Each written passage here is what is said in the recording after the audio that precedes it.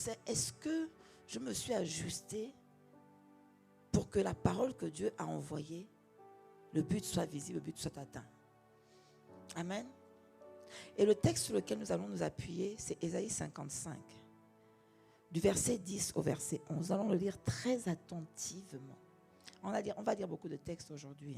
Donc, je sais que tu lis la Bible, on va encore ajouter. J'ai failli dire que comme tu ne lis pas la Bible, on va pas dire pour toi aujourd'hui. Mais bon, comme tu lis la Bible, on va juste rajouter, d'accord? Ésaïe 55, verset 10 à 11. Écoute attentivement. Comme la pluie et la neige descendent du ciel et n'y retournent pas sans avoir arrosé la terre, sans l'avoir fécondée et avoir fait germer ses plantes, sans avoir fourni de la semence au semeur et du pain à celui qui mange. Il en est de même pour ma parole, celle qui sort de ma bouche. Écoute bien, elle ne revient pas à moi sans effet. Ça veut dire que la parole de Dieu a un effet. Et la parole de Dieu est multiforme, bien-aimé. Il y a la parole que tu lis dans la Bible.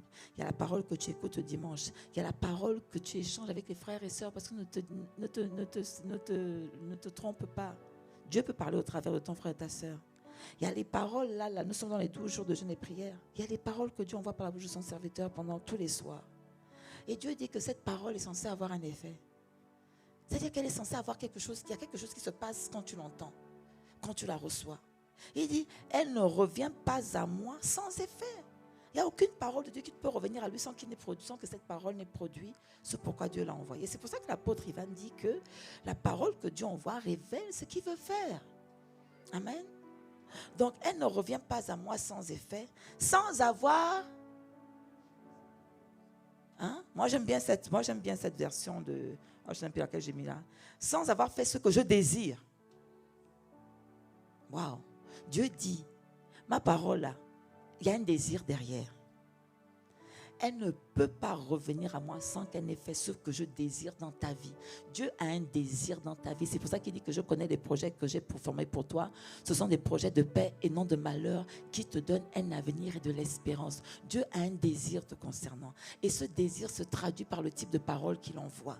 Il dit, cette parole ne revient pas à moi sans qu'elle n'ait accompli ce que je désire pour ta vie, ce que je désire pour ton pays, ce que je désire pour ton église. Elle ne peut pas revenir. Et ça devrait te rassurer. Oh là là. Mais ça devrait te rassurer. Ça devrait te rassurer. C'est pour ça que ça doit changer. La Bible dit que vous connaîtrez la vérité et elle vous rendra libre. Ça veut dire quoi? Ça veut dire que dorénavant, au travers de ce que je suis en train de te dire là, quand tu viens ici le dimanche ou bien pendant les temps de prière, tu dois t'attendre à ce que cette parole accomplisse quelque chose. Ce qui nous tue à nous, les enfants de Dieu, c'est qu'en moment on devient trop religieux. Vous savez, quelque chose qu'on a l'habitude d'avoir, on finit par le mépriser. On ne sait plus valoriser. Venir à l'église devient comme un acte religieux. Bon, il faut aller à l'église le dimanche, ça fait bien. Ou bien, bon, je suis tellement habitué, je fais quoi le dimanche? Ah, mais ça ne sert à rien d'être dit. Par moment, même certains se disent, bon, je suis déjà réveillé, autant aller à l'église. Non! Je ne vais pas à l'église parce que je suis réveillé. Je vais à l'église parce que j'ai soif d'entendre quelque chose qui va produire quelque chose dans ma vie. Attention à comment on fait les choses. Ne devenons pas des religieux. Dieu est réel. Dieu est puissant et Dieu est vivant. Donc quand je m'en vais à l'église, je m'en vais à l'église parce que j'ai un rendez-vous divin. Je m'en vais à l'église parce qu'il y a un pain quotidien qui me sera communiqué. Et ce pain va me nourrir. Et cette nourriture va produire quelque chose dans de moi. Oui, je ne m'en vais pas à l'église comme une personne religieuse qui va accomplir un devoir religieux. Je m'en vais à l'église comme quelqu'un qui est conscient qu'aujourd'hui, il y a quelque chose de nouveau qui va rentrer en moi, qui va changer mon mindset, qui va changer ma façon de faire, qui va me guérir, me restaurer, me relever, m'encourager. Je m'en vais à la rencontre du Créateur. Quelqu'un me dira, oui, mais je n'ai pas besoin d'aller à l'église pour rencontrer Dieu. C'est vrai. Mais la Bible dit que il est bon pour les frères de demeurer unis ensemble parce qu'il y a quelque chose de particulier qui se passe. Bien aimé, c'est vrai que tu n'as pas besoin de venir à l'église pour rencontrer Dieu. Mais lorsque tu rencontres Dieu à l'église avec tes frères, c'est une autre dimension de Dieu que tu rencontres. Oui, la Bible dit, je suis désolé, c'est la vérité. Je ne suis même pas désolé, c'est la vérité. Non, il faut qu'on se dise des choses. Il faut qu'on se dise. On passe à côté de beaucoup de choses parce qu'on est religieux. On n'a plus la notion du divin. On n'a plus la notion du sacré. Les amis, quand vous lisez l'Ancien Testament, les gens, quand ils rentraient dans le temple, c'est avec crainte et tremblement. Ils étaient conscients qu'ils allaient dans la présence de Dieu. Toi, tu viens à l'église parce qu'il y a le frère et la sœur. Oui, oui, oui, oui, oui. Comme dit Bishop révérend Benny Dag, là, il dit quoi? Que quand il dit quelque chose, son client n'est pas loin. Son client n'est pas loin. Toi, tu ne viens plus quand tu t'habilles là. Ce n'est plus pour dire, oh, je m'en vais à l'église. Non, c'est, ah non, il faut que, non, le frère, il faut qu'il me voie aujourd'hui. Mais oui, il faut dire les choses. Tu ne viens plus à l'église comme quelqu'un qui dit, waouh, tu te lèves le matin avec ce cœur de dire, Seigneur, tu as préparé ton offrande, tu as préparé ta dîme avec révérence. Parce que tu sais que tu vas dans la présence du roi des rois. Je viens dans ta présence, le cœur assoiffé de toi. Je m'attends à toi, Père. Je m'attends à toi. Je viens dans ta présence, le cœur passionné de toi. Je m'attends à toi, Père. Je m'attends à toi. Moi je viens dans ta présence, le cœur assoiffé de toi.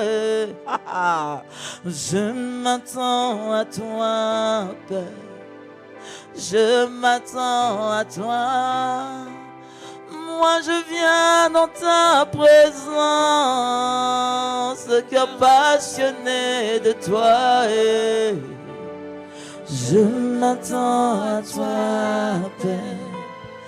Je m'attends à toi.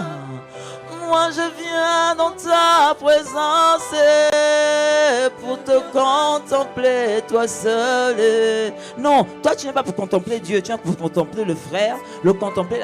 Mais tu sais, non, c'est ça qui nous trompe. Qu'est-ce que tu crois? Tu crois que la personne qui vient pour contempler Dieu dans cette attitude aura la même récompense que celui qui vient pour contempler quelqu'un d'autre? Bien aimé, ici c'est le temple de Dieu. Ici c'est un lieu sacré. Il y a une façon de rentrer dans la présence de Dieu. Il y a tout un protocole qui fait que Dieu agrée. Nous sommes plusieurs ici à rentrer dans ce lieu, mais pas avec la même disposition de cœur. C'est pour cela qu'il dit que ce peuple m'honore des lèvres, son cœur est éloigné de moi. Que tu sois trouvé comme quelqu'un qui honore la présence de Dieu, que tu sois trouvé comme quelqu'un qui est assoiffé de la présence de Dieu, que tu sois trouvé comme quelqu'un qui décide que lorsqu'il vient dans la présence de Dieu, il vient vraiment, réellement dans la présence de Dieu, que tu viens ici pour Dieu, que tu viens ici pour Dieu, tu viens ici pour lui. Il faut que ton cœur soit assoiffé. Bien aimé, Dieu a besoin de voir une soif et Dieu répond toujours à la soif. Que nous puissions sortir de la religiosité, que nous puissions sortir de la familiarité. Nous ne devons jamais être familiers avec la présence de Dieu. Je viens dans ta présence, le cœur passionné de toi. Je m'attends à toi, Père. Je m'attends à toi. Moi je viens dans ta présence, le cœur passionné de toi. Je m'attends à toi, Père. Je m'attends à toi. Moi je viens dans ta présence, Seigneur, pour me livrer à toi. C'est ça que Dieu veut. De véritables adorateurs. Les véritables adorateurs. Et Dieu dit cela. Ma parole ne revient pas à moi sans effet. Acclame le Seigneur.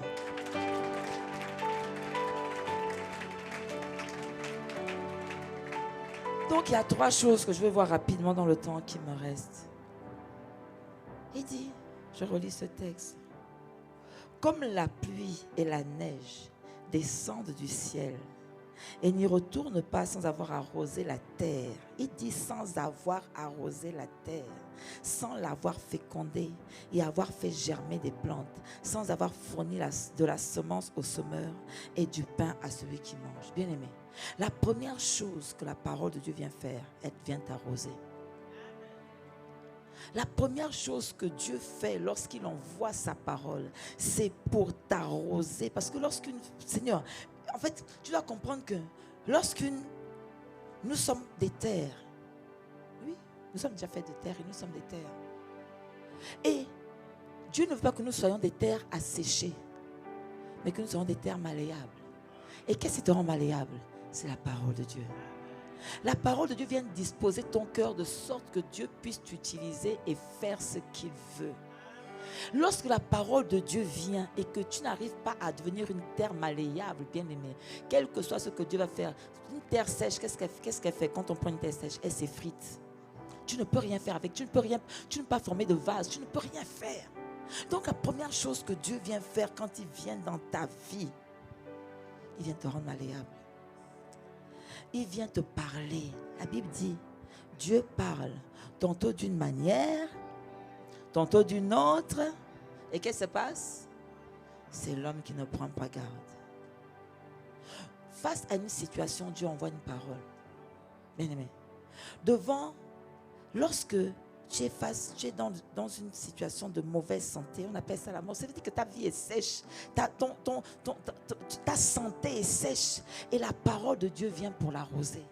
Lorsque tu reçois une parole telle que Romains 8, verset 11 qui dit ceci: et si l'esprit de celui qui a ressuscité Jésus d'entre les morts habite en vous, lorsque tu as une parole telle, c'est-à-dire que quel que soit l'état de ta santé, quand tu reçois cette parole, même moi, c'est ça, non.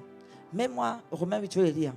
Et si l'esprit de celui qui a ressuscité Jésus d'entre les morts habite en vous, celui qui a ressuscité Christ d'entre les morts rendra aussi la vie à vos corps mortels par son esprit qui habite en vous. Bien-aimé, lorsque ta santé est sèche, la parole de Dieu vient l'arroser de sorte que là où la maladie était en train de prévaloir, l'esprit de vie prend le dessus. Bien-aimé, c'est à ça que cela sert la parole. Lorsque on t'a donné un verdict de médecin qui te dit que ton cancer est incurable, il faut juste que tu ailles auprès de la parole, de sorte que là où la mort prévalait, l'esprit de vie, quand tu entends une parole comme Romains 8, la parole de Dieu vient arroser pour redonner la vie à ceux qui étaient morts au-dedans de toi. Bien aimé, lorsque tu es dans une situation de foyer qui est tendu, écoute un peu ce que Dieu dit. Par exemple, si ton foyer était face à la destruction, que je ne sais pas, peut-être que ton mari, pas seulement le mari, mais aussi la femme, vous êtes dans des choses compliquées, regarde un peu ce que Dieu dit. Dans Ésaïe 58, verset 11 à 12, il dit ceci: l'Éternel sera constamment ton guide. Il répondra à tes besoins dans les endroits arides et il redonnera des forces à tes membres. Bien-aimé, la parole de Dieu est une nourriture. La parole vient te revigorer dans les choses que tu crois impossibles, dans les choses que tu crois difficiles. C'est pour cela que Dieu a dit dans Josué: médite que ce livre de la loi ne s'éloigne point de ta bouche. Pourquoi? Tu as besoin d'être arrosé. Il dit, médite le jour et nuit de sorte que tu puisses agir fidèlement selon ce qui est écrit, selon tout ce qui est écrit. C'est alors que ta vie qui était sèche va reprendre vie. Que ta santé qui était sèche, ton foyer qui était sèche, ton travail qui était sec. Il y a des choses qui sont dans la parole qui redonnent la vie à ceux qui étaient morts. La Bible dit que Dieu redonne la vie. L'esprit de vie redonne la vie à ton corps qui était mortel, à ton corps mortel. Bien aimé, la parole vient pour t'arroser. C'est le premier réflexe que tu t'en sais avoir. Lorsque les choses sont compliquées dans ta vie, ce n'est pas l'homme que tu cherches, c'est le Dieu de l'homme. Et le Dieu de l'homme est dans sa parole. C'est pour ça que Pierre avait dit à Jésus, dans Jean 6, lorsque Jésus était en train d'exhorter les disciples, en disant, vous allez manger ma chair, vous allez faire ceci. Les gens ont trouvé la parole là dure. Et puis il s'est tourné vers Pierre en disant ceci: mais toi, qu'est-ce que tu ne parles pas comme les autres puisque ma parole est dure? Pierre a dit: qui est fou? Tu as les paroles de bien-aimé. La vie est dans la parole. La vie est dans la parole. Toi, tu as cherché la vie dans les télé. Ici, c'est quoi les télénovelas aussi, ou bien c'est quoi? C'est quoi vos films bizarres qui ne vous enseignent rien là? Parce qu'ils ne vous enseignent rien. Mais ils ne vous enseignent rien. Quand tu n'aurais pas remarqué, je t'assure qu'ils ne t'enseignent rien du tout. La vie n'est pas dans ça. Oh non, je vais me détendre. Oui, on a le droit de se détendre. Mais il ne faut pas que ce soit ça qui domine dans ta vie. La parole de Dieu, elle vient pour t'arroser. La parole de Dieu vient pour redonner. L'objectif de la vie, de l'eau, c'est quoi, bien aimé? Tu peux te priver d'aliments pendant longtemps. mais te priver d'eau. Essaye. Essaye.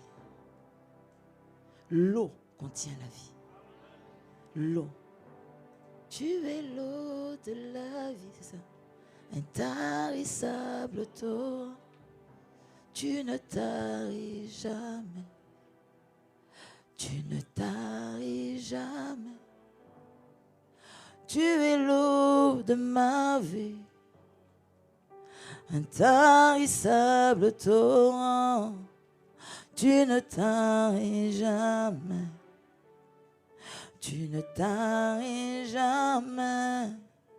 Tu es l'eau de la vie. Intarissable torrent, tu ne taris jamais. Tu ne taris jamais. C'est ce qu'il est en train de dire, c'est-à-dire que tant que tu es dans la parole, bien-aimé, jamais tu ne seras sec. C'est-à-dire que quelles que soient les attaques, bien-aimé, on aura tous les attaques. Mais Dieu te dit que ma parole, lorsqu'elle envoie, elle vient pour arroser ta vie. Lorsque j'envoie ma parole, c'est pour que ta vie soit toujours irriguée. Pour que ta vie soit toujours irriguée, pour que tu ne deviennes pas poussière. Pour que tu ne deviennes pas poussière. Faut pas que le diable puisse te prendre et t'effriter comme ça, non. Ce qui fait que le diable ne peut pas t'effriter, c'est le fait que tu consommes l'eau de la vie. Tu consommes l'eau de la vie. Tu consommes l'eau de la vie. Et cette eau de la vie te rend, te garde. Il dit, cette eau de la vie te vivifie de l'intérieur. Et c'est ça qui te fait tenir dans la foi. L'eau de la vie te fait tenir dans la foi. C'est pour ça que Pierre a dit à Jésus, mais où est-ce que j'irai? C'est toi qui as les paroles de la vie. Quand je te vois, comment tout ce que tu fais, mais tu veux que j'aille où? Je regarde à droite, je regarde à gauche. Non, c'est toi. Lorsque je te vois faire quelque chose qui est pour moi, il y a une vie, il y a quelque chose, il y a une espérance, il y a une foi, il y a une détermination, il y a une force qui est en moi. L'eau de la vie, la parole de vie. Il dit, elle ne revient pas à moi. Elle ne revient pas à moi. Bien-aimé, lorsque ton présent est asséché par les expériences douloureuses de la vie, oui, parce que chacun de nous ne passons par des expériences douloureuses. La vie est un cycle. Mais la Bible te dit, dans Ésaïe 43, verset 18 à 19, il dit ceci. Ne pensez plus aux événements passés et ne considérez plus ce qui est ancien. Il dit, voici, je vais faire une chose nouvelle sur le point d'arriver. Bien-aimé, il y a une parole qui te dit que ne t'arrête pas à ton passé. Ton passé n'est pas ton futur. Ton passé n'est pas ton futur. Tu as besoin d'entendre ça encore et encore et encore. Et au fur et à mesure que tu entends ça, jour après jour, ne te regarde pas aux expériences passées. Je vais faire quelque chose de nouveau. Je vais faire quelque chose de nouveau. La Bible dit que la foi vient de ce qu'on entend. Et au fur et à mesure que tu entends, il y a une vie qui renaît en toi. Parce que l'eau de la vie est en train de circuler. L'eau de la vie pénètre ton âme. L'eau de la vie pénètre ton âme. Et l'eau de la vie qui pénètre ton âme t'emmène à poser des actes, des actions qui sont conformes à ce qu'il dit. Je ferai une chose nouvelle. Et regarde ce qu'il dit. Je ferai une chose nouvelle. Sur le point d'arriver. Ne la connaîtrez-vous pas? Il dit, je mettrai un chemin dans le désert et des fleuves dans la solitude. Il y a la vie dans la parole. Et Dieu dit que voilà ce que je désire. Quand j'envoie ma parole, elle ne revient pas à moi sans qu'elle n'ait accompli ce que je désire. Donc quand tu lis les versets comme ça, tu dis, Seigneur, donc, c'est ce que tu désires. Moi, je regarde à ma vie. Je n'ai pas de travail, je n'ai pas de situation administrative. Dieu dit, je vais faire une chose nouvelle. Avant la fin de cette année, je suis venu prophétiser. Dieu va créer un chemin dans le désert. Je dis qu'il va créer un chemin. Il va mettre des fleuves dans le désert. Il va faire quelque chose de nouveau. Bien aimé, alors...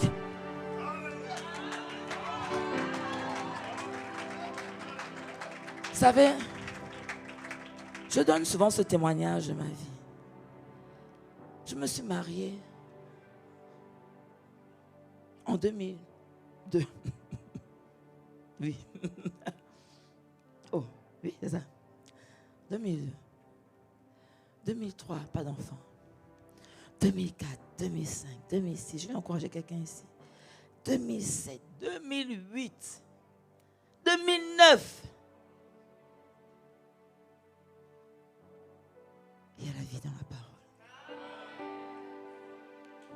Il y a la vie dans la parole.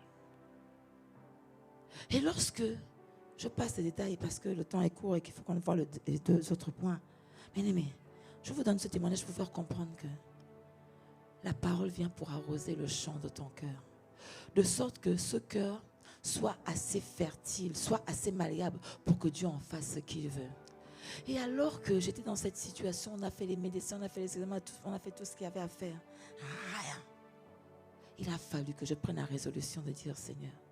Je vois que j'ai fait ce témoignage sur plusieurs fois, même sur mes réseaux sociaux. Je dis Seigneur, il y a une chose que je sais.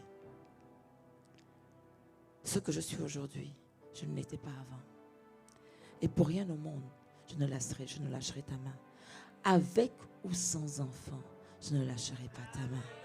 Je dis avec ou sans enfant, je n'arrêterai pas de te servir avec zèle. Avec ou sans enfant, je ne vais pas murmurer. Seigneur, je ne vais pas murmurer. Vous savez, ce qui est extraordinaire, parce que chaque fois je donne des nouveaux bouts de mon témoignage, c'est quand j'ai commencé à parler comme ça, que la pensée m'est venue. Je dis, pose un acte de foi. Avant, je me plaignais, Seigneur, je ne comprends pas. Mais c'est quand j'ai commencé à dire, avec ou sans enfant. L'apôtre Ivan m'appelle, me dit, écoute, ton affaire d'enfant, il faut qu'on règle ça. Il a prié pour moi, il m'a dit, va écouter l'enseignement sur le sang de Jésus. Bien-aimé, il y a la vie dans la parole. Avant que je ne dise avec ou sans enfant, il ne m'avait pas appelé pour ça, pourtant il connaissait la situation. En fait, c'est comme si le simple fait d'avoir dit ça, j'avais fait un pacte avec Dieu. C'est comme si mon intelligence était ouverte. C'est comme si j'avais disposé les choses. Là où les gens m'avaient dit impossibilité. Je dis c'était impossible que je puisse avoir des enfants. Je dis bien impossible, médicalement parlant, impossible. Trop de fibromes qu'on a opérés et qui ressortaient. 3 opérations de fibromes et ressortaient toujours plus gros.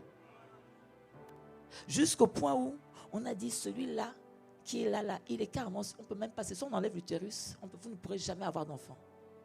Je dis vous n'enlevez rien du tout.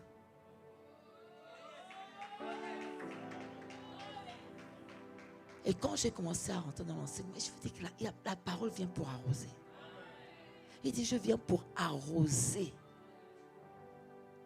Mes amis, j'ai commencé à étudier l'enseignement sur le sang de Jésus. Je t'en supplie, je parle à quelqu'un. Il y a la puissance dans le sang.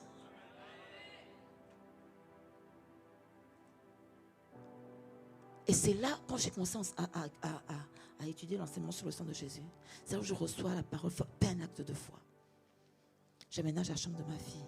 Parce que j'avais dit que Seigneur, je veux une preuve. J'avais fait comme Gédéon, la toison. Fais comme ça, je saurai que c'est toi. J'ai dit Seigneur, je veux un enfant, mais je veux une fille. Je dis pour que je sache que c'est toi qui m'emmène faire ça là. Il faut que tu me montres que c'est toi, je veux une fille. Pas n'importe quelle fille qui me ressemble. Vous savez, la parole vous rend audacieux. Qu'est-ce que la parole vient produire dans ta vie? Elle te rend audacieuse. C'est que quand j'ai commencé à écouter écouter l'enseignement sur le sang de Jésus, je dis Seigneur, tu n'as pas, si tu m'as tant aimé pour donner ta vie, tu crois que c'est un enfant que tu peux me donner? Mais je te dis qu'avec ou sans enfant, mais tu me dis pose un acte de foi. Bien aimé, j'ai commencé, je me rappelle, c'était en juin 2009. En juin 2009. J'ai commencé à tous les soirs aller dans cette chambre. J'ai pris un grand tableau. Je ne pourrai jamais oublier ce tableau. Une maman africaine avec un enfant dans les bras, une fille. Je dis Seigneur, c'est moi cette mère. Et cette chambre va accueillir cet enfant. Mais c'est venu de quoi?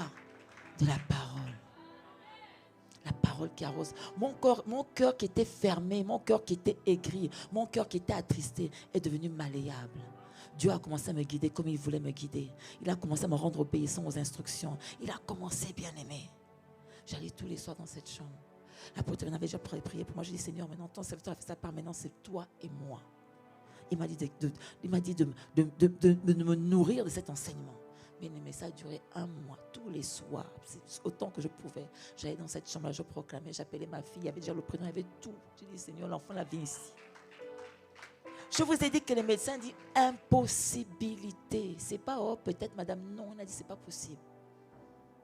Juin, juillet, août, septembre, octobre. Pour les femmes, vous savez, tous les mois, vous attendez quelque chose. Tu espères que ça ne viendra pas. Finalement, ça vient déjà. Parce qu'il y en a qui espèrent que ça vienne, il y en a qui espèrent que ça ne vienne pas. Ça dépend de la situation. Bon, les hommes, fermez vos oreilles. Il y a des femmes qui espèrent que ça vienne. Il y en a qui espèrent que ça ne vienne pas. Nous, on espère que ça ne vienne pas. Juin, juillet, août, septembre, octobre, novembre. Quelqu'un qui me dise one day.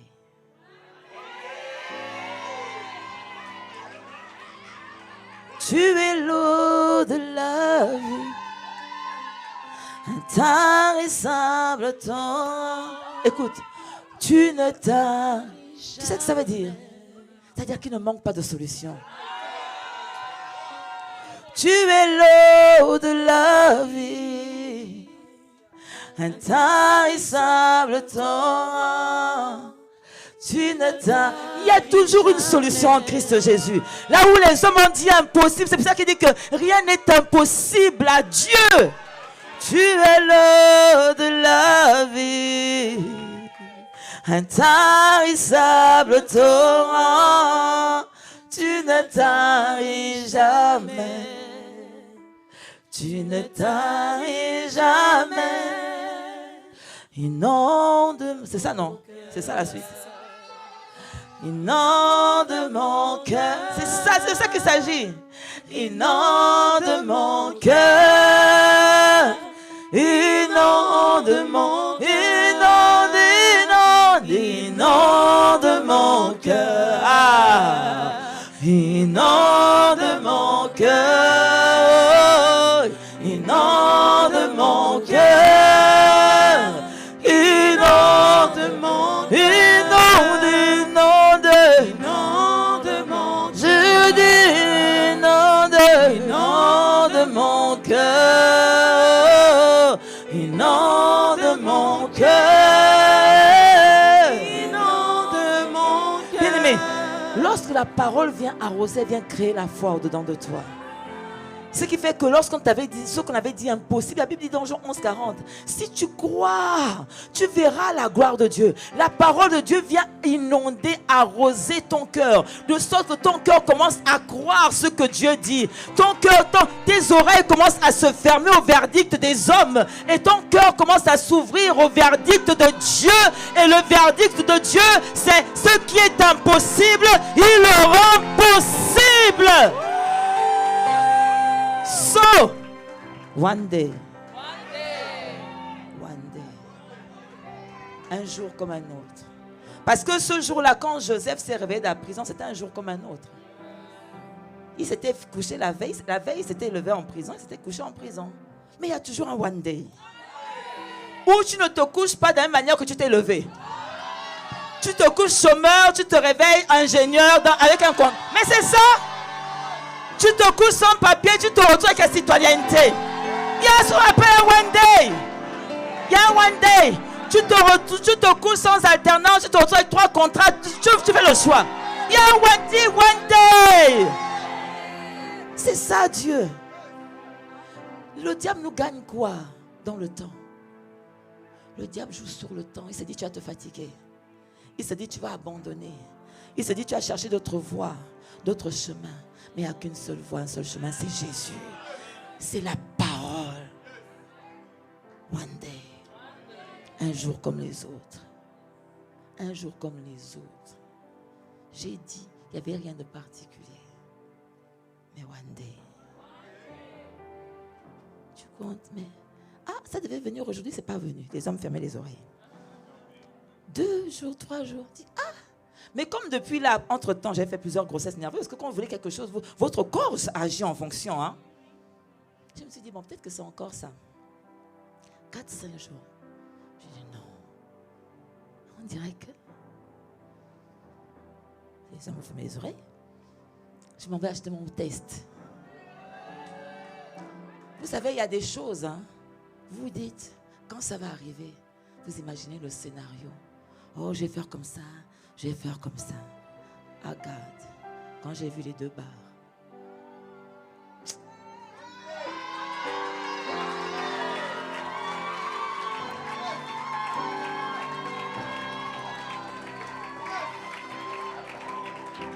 Les hommes ne comprennent pas, mais de quoi ils parlent. Bon, ça veut dire que tu n'as pas encore de femme. Ça viendra. Ce sont les tests de grossesse.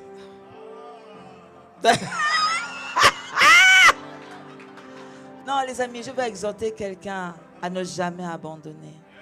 Nous prions le Dieu de l'impossible et le Dieu des miracles. Mais ce miracle réside dans la parole qui envoie pour arroser. Qu'est-ce que la parole de Dieu vient produire? La parole prophétique. Je vous dis que moi, je me suis assise en disant que mon prophète a parlé. Je vous ai dit de rester connecté à la voix de votre berger. N'eût été la voix de mon berger, je ne serais pas ici. Dieu a mis des bergers dans nos vies pour qu'ils parlent sur nos vies. Dieu parle par des hommes bien-aimés. Je suis venu témoigner ce soir de ce que Dieu parle et libère par des hommes. Il a fallu la parole prophétique de son serviteur et l'instruction prophétique pour que ce one day arrive. Et donc quand je vois ces deux pas, je dis, Seigneur, je me rappelle là où j'étais, je ne te dirai pas. Mais mes larmes ont juste commencé à couler. Seigneur, tu entends les prières. Seigneur, tu entends les prières. Ça vient d'où? Et le soir, je dis à mon mari dit c'est faux. Mais les amis, 8 ans d'espoir. Ça veut dire que la foi est endommagée. On se dit, bon, peut-être effectivement, il y a des tests qui sont trompeurs. Le lendemain, j'appelle ma gynécologue. Elle me dit, madame, c'est impossible. Et, oh, non, prie un Dieu qui est vivant. Elle me dit, madame, vous ne pouvez pas être enceinte. J'ai dit, oui, je ne peux pas. Mais mon Dieu peut. Elle me dit, venez, on va faire un examen. On va faire l'échographie. Mais quand on a fait l'échographie, elle dit, ce qui était impossible est devenu possible. Bien-aimé.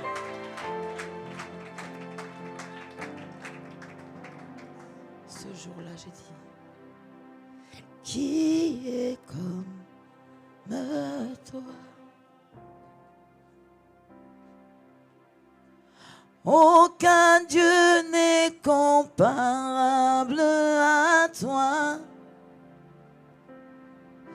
J'ai cherché, j'ai fouillé, je n'ai point trouvé dans ma vie un Dieu comme toi. C'est le Dieu que tu pries. Qui est comme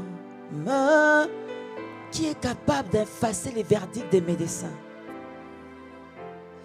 Aucun Dieu n'est comparable, qui est capable de confondre la sagesse des hommes.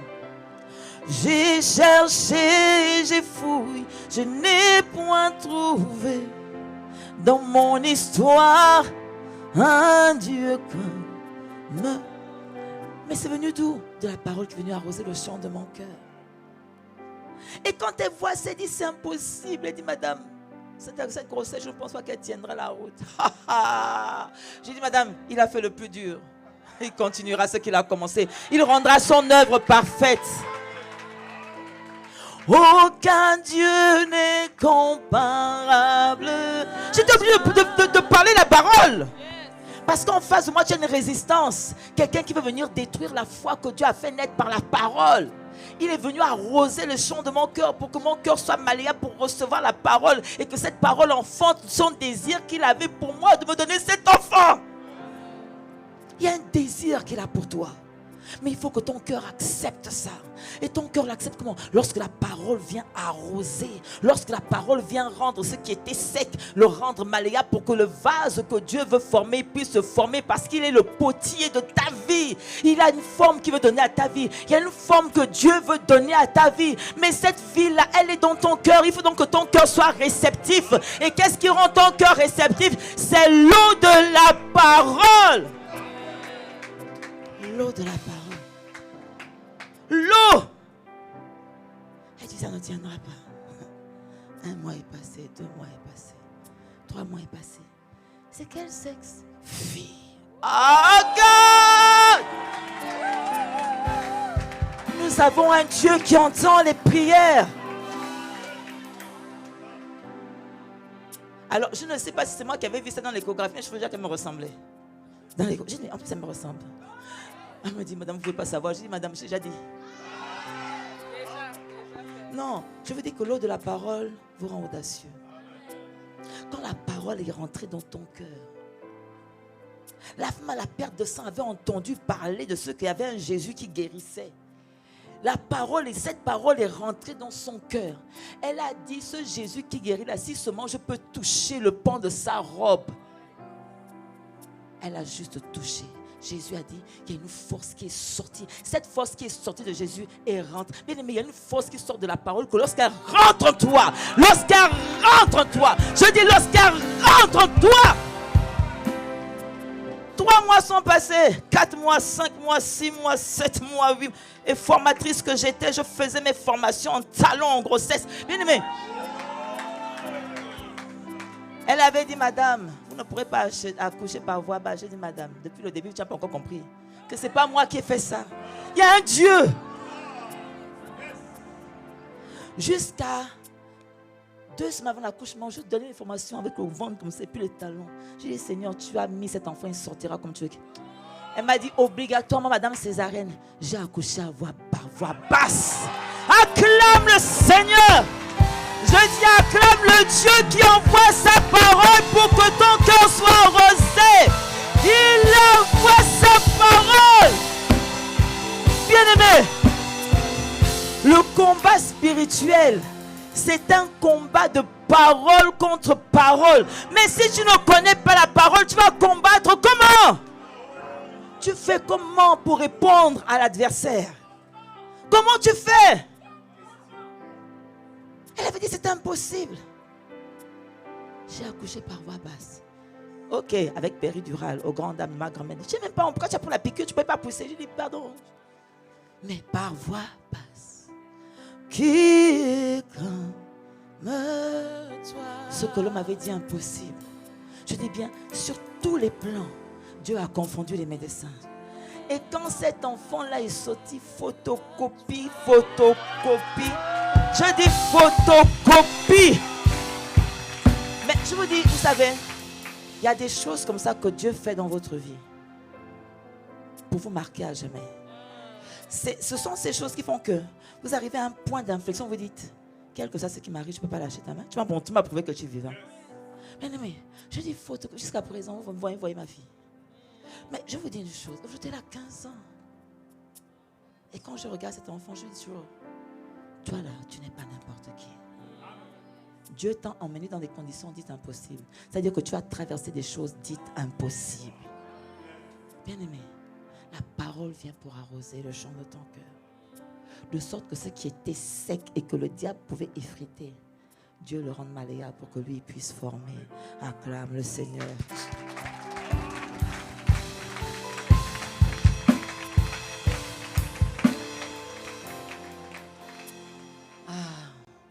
La deuxième chose que la parole vient faire dans ta vie, toujours sur la base d'Ésaïe 55, il dit, comme la pluie et la neige descendent du ciel et n'y retournent pas. Comment on retient ça? Ça doit te garder en éveil, que Seigneur, je n'ai pas encore vu ce que cette parole ne peut pas retourner à toi. Il dit, ne retourne pas sans avoir arrosé la terre, sans l'avoir fécondée. Bien-aimé, la parole, lorsqu'elle vient féconder. Mais qu'est-ce qu'on entend par féconder? La parole, lorsqu'elle vient dans ton cœur, elle vient faire en sorte que tu acceptes ce que Dieu dit. Tu acceptes d'obéir, bien-aimé. Il y a une dimension d'obéissance que la parole crée en toi. C'est pour cela qu'il dit que lorsque tu connais la vérité, lorsque tu acceptes, parce que connaître ça, c'est la dimension d'accepter, pas seulement d'entendre, mais de dire Seigneur, j'accepte, je crois. Il y a une dimension de fécondité qui arrive dans ton âme qui fait que tu arrives à marcher conformément à la volonté de Dieu. Bien aimé, la parole vient féconder pour te rendre. Je crois que c'est dans le livre de Joël où il dit que tu nous donneras un cœur nouveau pour nous rendre capables de marcher selon ta volonté. Trouvez-moi le verset s'il vous plaît. La parole vient pour féconder le champ de ton cœur, de sorte que tout ce qui était compliqué pour toi, tout ce pourquoi tu luttais, tout ce contre quoi tu luttais, tout ce qui était difficile, parce que qu'est-ce qu'on entend par féconder? La parole vient, il y a quelque chose, il y a un fruit qui sort, il y a un fruit qui se forme, le fruit de l'obéissance, le fruit de la crainte de Dieu, le fruit de l'amour de Dieu, le fruit du choix de Jésus. Oui, Et ce que la parole vient faire, elle vient créer, elle vient faire naître en toi un fruit qui fait en sorte que tu t'attaches encore plus au cep qu'est Jésus. C'est ce qu'on appelle féconder. La parole vient faire quelque chose de nouveau. En fait, elle vient mettre en toi des dispositions nouvelles. Elle vient former en toi un cœur nouveau. C'est ça, il n'y a que la parole qui peut former en toi un cœur nouveau. C'est la parole. C'est pour ça que l'apôtre dit que quand tu pries, prie la parole. Ne prie pas tes émotions, ne prie pas tes désirs, prie la parole pour que cette parole te rende de plus en plus semblable à Jésus. Donc la question que je viens de te poser depuis le début de l'année, cette parole a fécondé quoi? Elle a fécondé quoi? Qu'est-ce qui était dur pour toi à faire, qui est devenu aujourd'hui, comme dit Paul, ces choses qui étaient pour moi un gain, aujourd'hui je les vois comme de la boue. La parole vient crier ça en toi. Elle vient créer un dégoût de l'immoralité sexuelle. Elle vient créer un dégoût de la critique. Elle vient créer un dégoût de la colère. Elle vient créer un dégoût de l'amertume. Elle vient créer un dégoût de la haine. La parole vient faire une œuvre nouvelle. Acclame le Seigneur.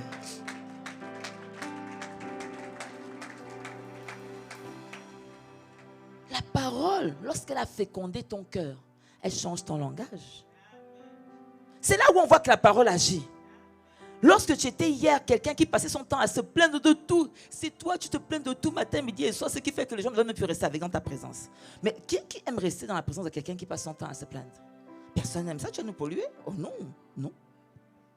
Mais lorsque la parole a fécondé ton cœur, tu sais ce qui se passe? Tu commences à être un adorateur, une adoratrice. Tu commences à être quelqu'un qui célèbre les autres. Là où on voit, c'est ce qu'on appelle une métanoïa. La parole vient pour te transformer. C'est-à-dire qu'il y a quelque chose de nouveau. Tu deviens une nouvelle. C'est là où on dit que les choses anciennes sont passées. Toutes choses sont devenues. Mais ça ne vient pas nouvelle du fruit du hasard. Ça vient par la parole qui est venue féconder. Le chant de ton cœur a reçu la parole et ça a enfanté une vie nouvelle, ça a enfanté des dispositions nouvelles, ça a enfanté une nouvelle personne. Et c'est cette nouvelle personne que les gens disent, mais qu'est-ce qui s'est passé dans ta vie? La parole a fécondé. Acclame le Seigneur.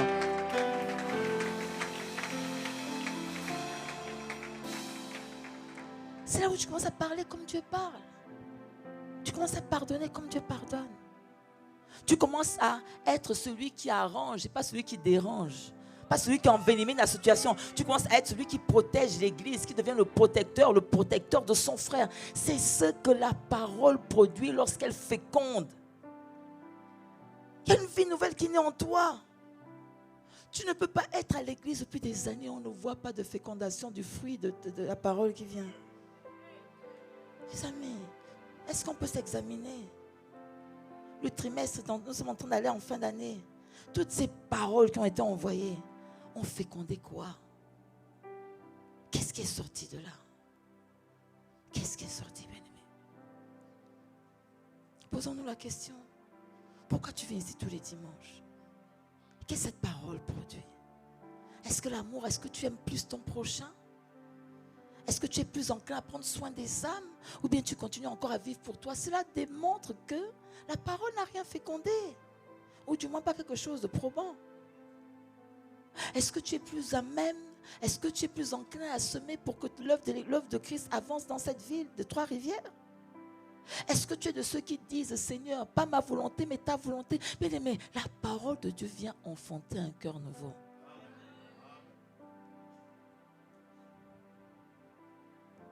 Oh, c'est quoi ce chant? Crée en moi un cœur pur.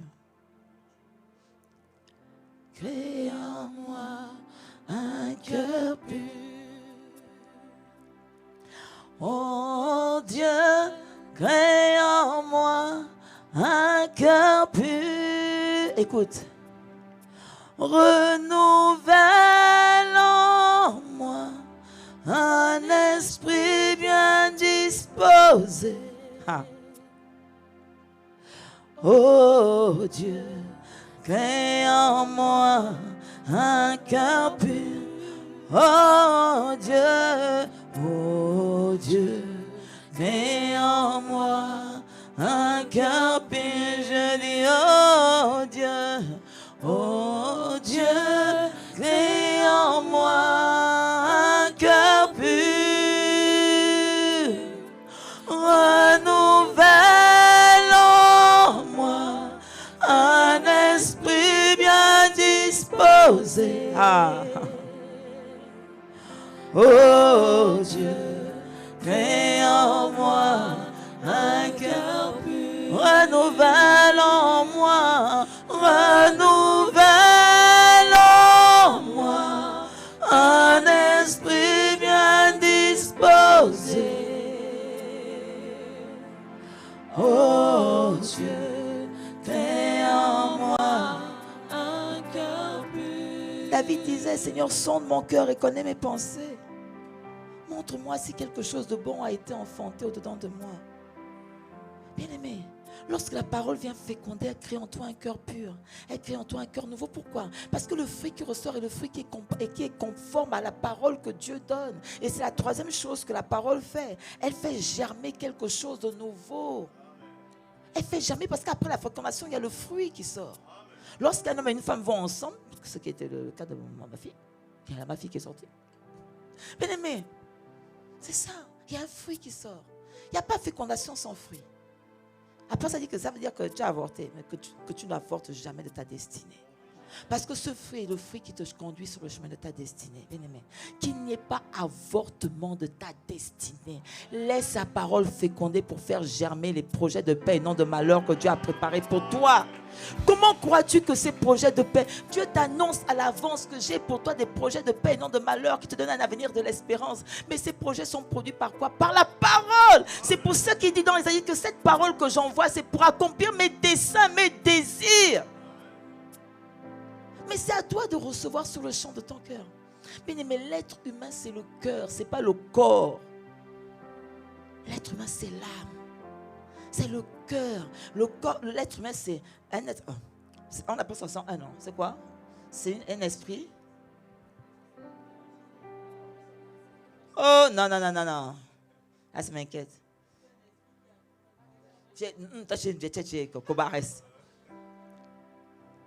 Les trois dimensions. Mais la dimension que Dieu et le diable cherchent, c'est laquelle? L'âme. Et c'est l'âme que l'on traduit le plus souvent comme on entend le cœur dans la Bible. Donc tu comprends que là, il s'agit de ton cœur. Dieu veut ton cœur, il envoie sa parole. Le diable veut ton cœur, il envoie sa parole. La question, c'est qui est maître de ta vie? Parce que la Bible dit que tu es esclave de celui qui a triomphé de... Mais on triomphe de toi comment? Par la parole. Quelle est la parole à laquelle tu acceptes d'obéir? C'est comme ça que tu sauras qui est ton maître. Tu sauras qui est ton maître par rapport au type de parole sur lesquelles tu marches. Est-ce la parole de Dieu? Est-ce la parole du pardon ou la parole de la colère? Est-ce la parole de l'amour ou la parole de la haine? Est-ce la parole de l'excellence ou la parole de la médiocrité? Est-ce la parole de la libéralité ou la parole de l'avarice? En fonction de la parole à laquelle tu obéis, tu sauras qui domine sur ton cœur. Et Dieu te dit là que comme ma parole féconde ton cœur, elle fait germer quelque chose. Et c'est pour ça que David dit, Seigneur, sonde mon cœur. Voilà les prières que tu dois faire, bien-aimé, au quotidien. Seigneur, ne me laisse pas aller selon les désirs de mon âme. Laisse-moi marcher selon les désirs. Ne me laisse pas marcher selon les désirs de ma chair. Parce que la chair a des désirs contraires à l'esprit. Bien-aimé, c'est un combat. C'est le combat que toi et moi nous aurons toute la vie. Parce que la chair là, elle a des désirs qui peuvent... Oh. C'est tous les jours que tu dois lui rappeler que tu as été crucifié. Tous les jours, tu dois dire, ma chère, toi là, je te dis que tu es crucifié. Mais voilà encore, c'est une question de foi. Est-ce que tu crois? Mais tu dis, c'est trop fort pour moi. Après, tu vas dire souvent que ce qui est trop fort pour toi, là, si on te met un pistolet sur la tempe, tu es sûr que c'est encore plus fort? Mais tu veux qu'on fasse un test? Si on te dit, sors de l'impudicité, oh, c'est trop fort, je suis... On te dit que la prochaine fois que tu fais encore, on te tire dessus, je t'assure que sans jeûner, sans prier, tu vas arrêter. Non, pourquoi? Parce que la Bible dit que nous n'avons pas reçu un esprit de faiblesse, nous avons reçu un esprit de force. Si une arme sur la tempe est capable de te faire arrêter, à combien plus forte raison l'esprit de force qui est au-dedans de toi? Non, acclame le Seigneur. Parce que tu ne sais pas qui est en toi. Tu ne sais pas qui est en toi. La mort spirituelle est plus dangereuse que la mort physique. Elle est beaucoup plus grave, elle est beaucoup plus... C'est même pas grave, c'est pas dangereuse. C'est même pas le terme dangereuse, non. Elle est... Je ne sais pas à quel terme. Parce que toi, tu crois que c'est la mort physique qui est la plus grave. Non, la mort spirituelle. C'est-à-dire lorsque l'Esprit de Dieu s'éloigne de toi, lorsque l'Esprit de Dieu s'éteint. Quand je dis s'éteint, c'est que lorsque ta vie, la vie de la chair éteint l'Esprit. Et Dieu dit,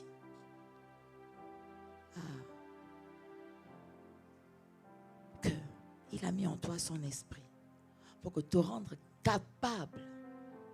Oh, est-ce qu'on a mis ce verset de Joël? De Joël, c'est Joël, non?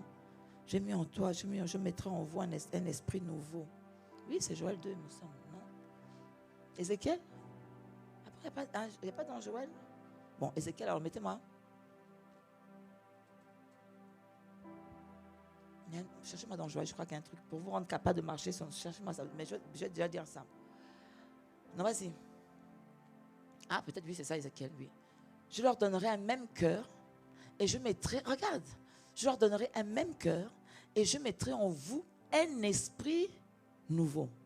J'ôterai de leur cœur, de leur corps, le cœur de pierre et je leur donnerai un cœur de...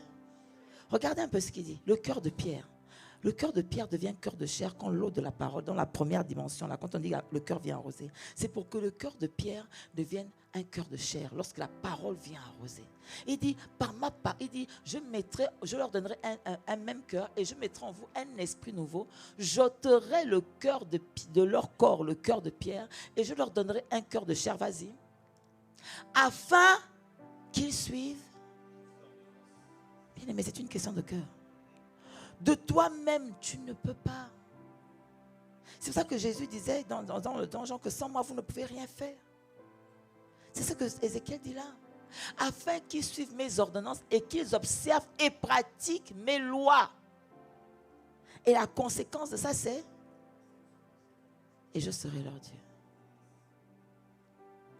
Ils seront mon peuple. Qui est le peuple de Dieu? Ceux qui pratiquent les lois. Le peuple de Dieu, c'est-à-dire que on dit qu'il y aura une différence entre ceux qui servent Dieu et ceux qui ne servent pas Dieu. Voilà de quoi il s'agit. Ils seront mon peuple et je serai leur Dieu. Bien-aimé. Le cœur là, c'est pour ça que je dis, je t'en supplie, laisse la parole arroser. Laisse la parole féconder. Laisse la parole faire germer. C'est pour cela que l'Esprit de Dieu est venu habiter en toi, pour te rendre capable de recevoir cette parole et que cette parole te transforme de l'intérieur, de sorte que jour après jour, tu deviennes de plus en plus semblable à Christ. Parce que l'objectif de tout ce qu'on est en train de dire là, c'est la ressemblance à Christ. Je dis, c'est la ressemblance à Jésus. C'est la seule chose pour laquelle Dieu envoie sa parole. Quand tu l'entends dire, j'ai pour toi des projets de paix et non de malheur qui te donnent un avenir et de l'espérance, c'est-à-dire que tous les projets, tout ce que je permets dans ta vie là, n'a qu'un seul objectif, que tu reçoives mon fils. C'est ça qui te rend capable d'avoir un avenir et de l'espérance, bien-aimé. Laisse sa parole germer, laisse sa parole produire ce que Dieu veut faire, laisse sa parole produire l'obéissance, laisse sa parole produire la foi, laisse sa parole te rendre assoiffé de Dieu. Laisse sa parole, je vais chuter là-dessus. Laisse sa parole, et on va prier parce que je comprends un temps de prière. Bien-aimé, laisse sa parole te faire choisir Dieu tous les jours. Parce qu'il s'agit de tout ce que je vous ai dit là, c'est ça l'objectif. Que chaque jour au contact de la parole, tu aies juste envie de dire plus de toi, Seigneur. Que ton cœur devienne un cœur qui ne veuille vivre que pour lui. Bien-aimé, si tu as bien remarqué, ça fait longtemps que tu tournes en rond sur différents aspects.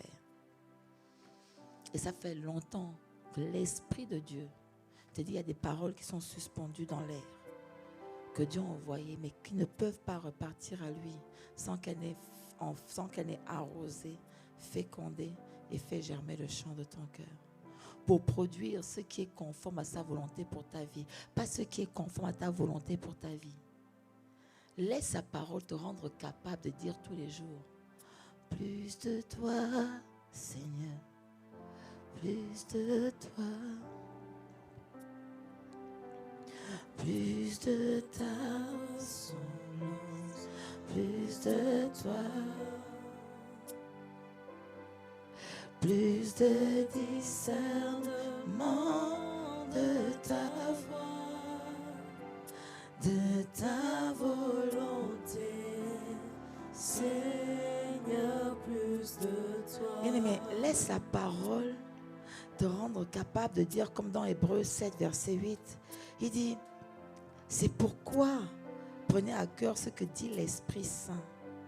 Si aujourd'hui vous entendez la voix de Dieu, n'endurcissez pas vos cœurs, bien-aimés. Et pour que ton cœur ne soit pas endurci, il faut que tu entendes la voix de Dieu au quotidien. Ce qui va faire que ton cœur sera toujours malléable, c'est lorsque tu vas l'arroser jour après jour, jour après jour. Vous savez bien aimé, il y a des choses qui ne quittent pas nos vies de jour au lendemain. Mais à force d'arroser, je pense que chacun de nous a déjà pu voir, si tu es là depuis un certain temps, tu as pu voir l'expérience que pasteur Mohamed, j'aurais pu la faire ici, mais je ne vais pas la faire. L'expérience que pasteur Mohamed fait dans son enseignement lorsqu'il met les deux bocaux, non, le bocal, avec plein de bois à l'intérieur.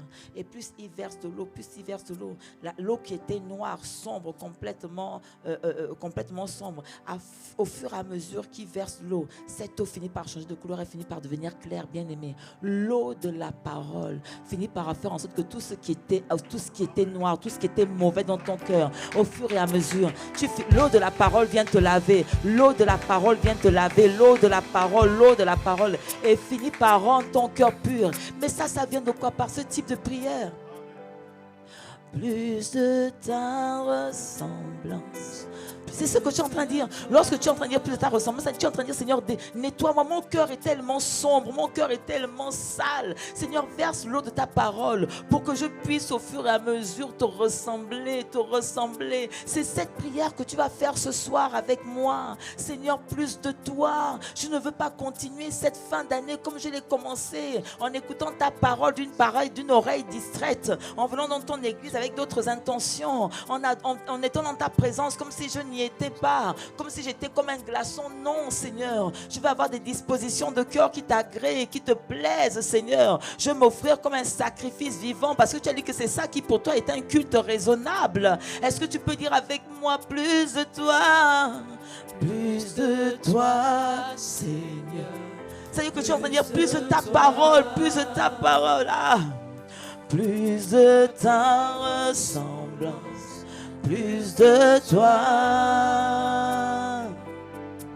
plus de discernement de ta voix, de ta volonté, Seigneur, plus de toi, dis-le encore, et plus de toi, Seigneur, plus de toi.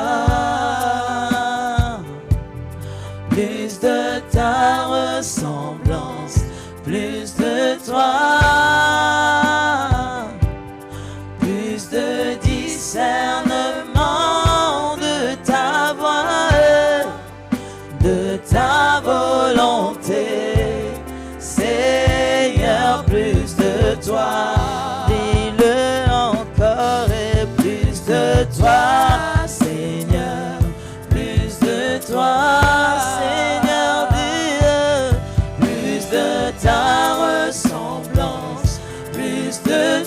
Seigneur, c'est ta ressemblance qui fait la différence dans nos vies. Seigneur, ce soir, est-ce que tu peux lever la voix et penser à dire, Seigneur, j'ai besoin de toi. Dis-le avec tes propres mots. Dis-le avec tes propres mots. Seigneur, plus de toi. Moi, je veux encore plus de toi, Seigneur, plus de toi. Plus de ta ressemblance, plus de toi, plus de discernement de ta voix, de ta volonté, Seigneur. Est-ce que tu peux en faire une prière? Je dis plus de toi, oui, plus de toi, Seigneur, plus de toi. De ta ressemblance, plus de toi,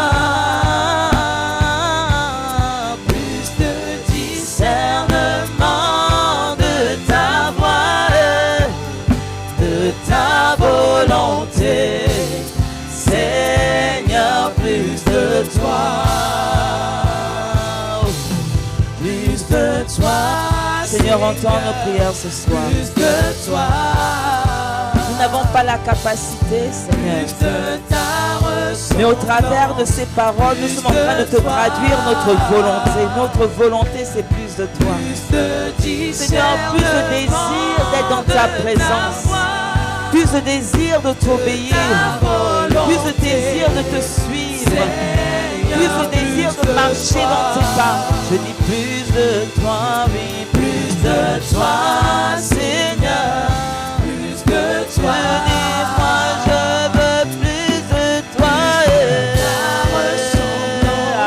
Plus de toi. Dis-moi, je veux plus de toi. Discernement de ta voix, de ta volonté. Seigneur, plus de toi. Dis-le encore. Plus de toi, Seigneur. Est-ce que tu es en train de lui dire? C'est pas un chant, c'est une prière que tu es en train de faire.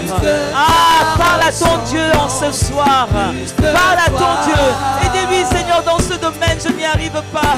Tu vois mes combats dans tel domaine. Tu vois mes combats dans tel domaine. Seigneur, je crie à toi cette nuit. Je crie à toi ce soir pour dire, Seigneur, ah, ne me laisse pas m'offenser. J'ai besoin, Seigneur, que tu viennes ensemencer le chant de nos cœurs. Ah, Seigneur, viens ensemencer le chant de mon cœur. Seigneur, ne laisse pas avec un cœur de pierre, mais que par ta parole, le cœur de pierre devienne un cœur de chair. Ah, Seigneur, ne laisse pas les forteresses me garder endurcies, les forteresses de l'ignorance, les forteresses de la culpabilité, les forteresses du mensonge. Ah, Seigneur, moi je dis plus de toi. Plus de toi, Seigneur. Seigneur, je dis de toi. Moi je veux plus de toi. Plus de toi. Moi je veux plus de toi. Discernement de ta voix, de ta volonté. Seigneur, plus de toi. Nous allons faire cette prière, tu vas répéter après moi. Père, non, dis-le de tout ton cœur. C'est une prière de consécration que nous allons faire. Bien-aimé, il s'agit là de dire, Seigneur, je veux t'aimer. Et je veux que tu te dises, en fait, je te prête mes mots. Peut-être que tu... Mais derrière les mots, c'est ton cœur qui doit parler. Dis, Père, dans le nom de Jésus. Dans le nom de Jésus, Je viens à toi cette nuit, je viens à toi cette nuit, les mains levées, les mains levées, pour dire, Seigneur, pour dire, Seigneur, me voici, me voici, avec mes failles, avec mes failles, avec mes cratères, avec mes cratères, avec mes manquements, avec mes manquements, mais tellement désireux mais tellement désireux de t'appartenir de t'appartenir complètement. complètement. Seigneur, pas à moitié, Seigneur, pas à moitié, pas à deux tiers, pas à deux tiers, mais complètement. mais complètement. J'ai la volonté, J'ai la volonté, mais je lutte.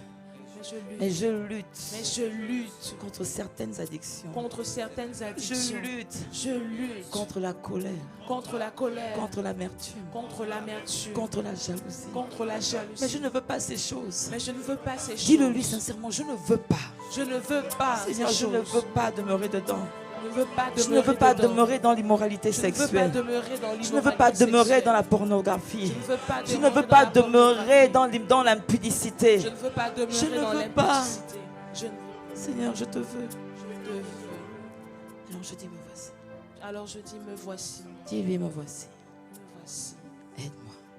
Aide-moi. Seigneur, aide-moi. Seigneur, aide-moi. Que par ta parole, Par ta parole, tu me nettoies.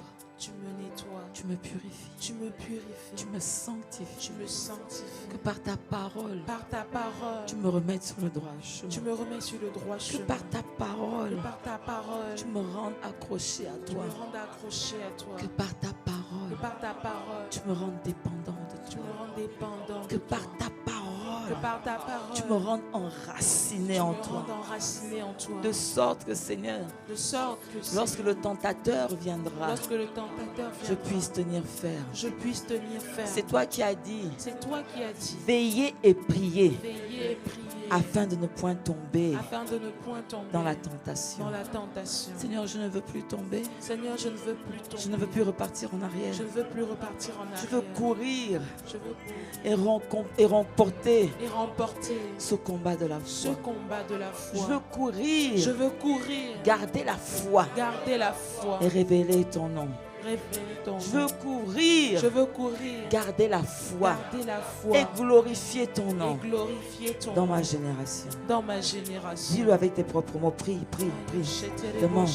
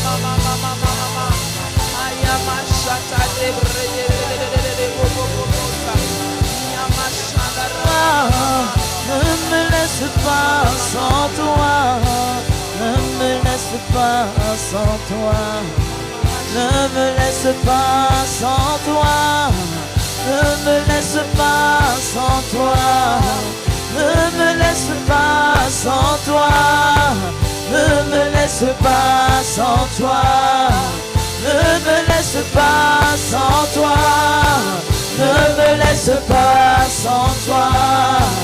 Ne me laisse pas sans toi, ne me laisse pas sans toi, ne me laisse pas sans toi, ne me laisse pas sans toi, ne me laisse pas sans toi, ne me laisse pas sans toi, ne me laisse pas. Seigneur, nous avons besoin de toi.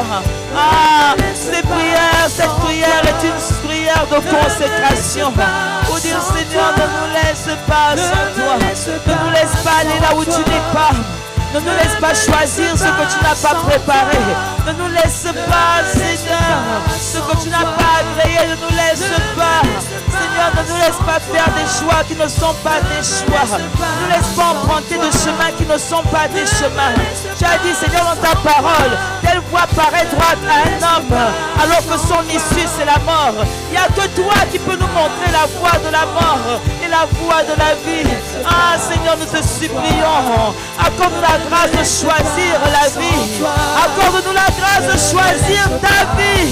Oh Seigneur, ne nous laisse pas vivre par nous-mêmes. Ne nous laisse pas vivre pour nous-mêmes. Fais-nous vivre par toi.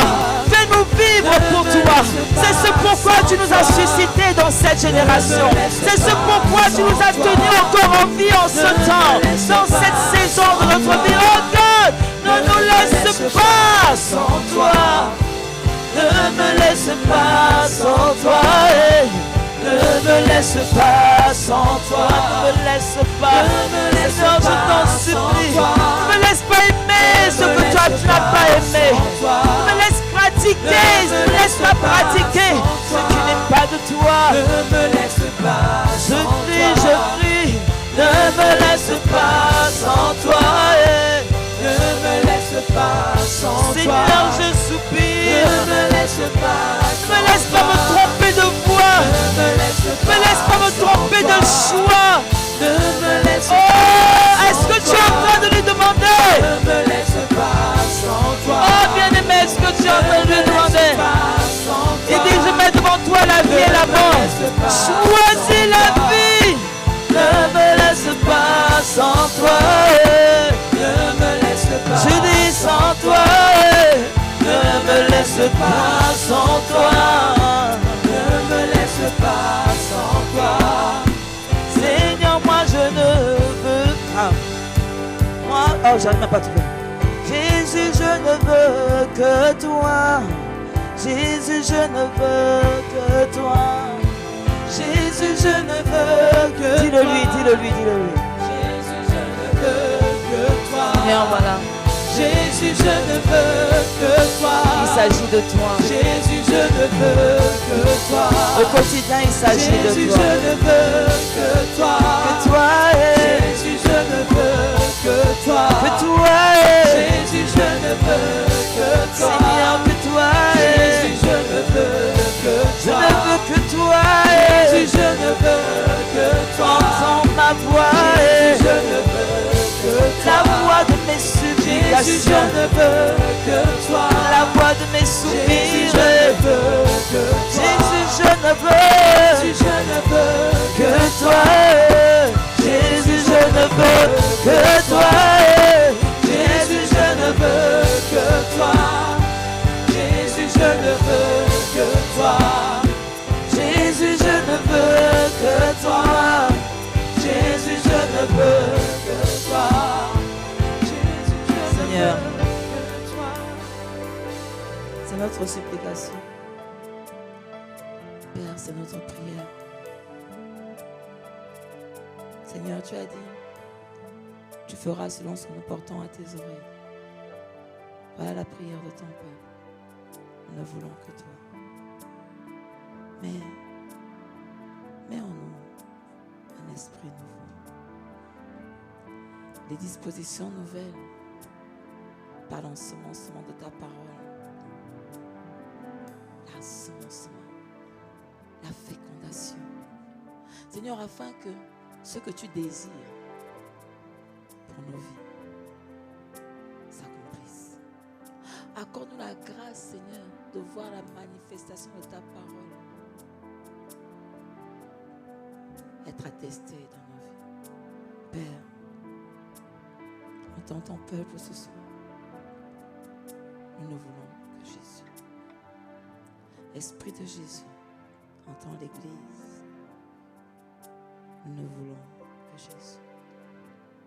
Parce qu'au final, tout est en toi, par toi et pour toi. Alors notre Dieu et notre Père, trouve au milieu de nous un peuple qui a résolu de ne vouloir que toi. De se livrer à toi et de vivre pour toi. Au nom de Jésus. Amen. Jésus.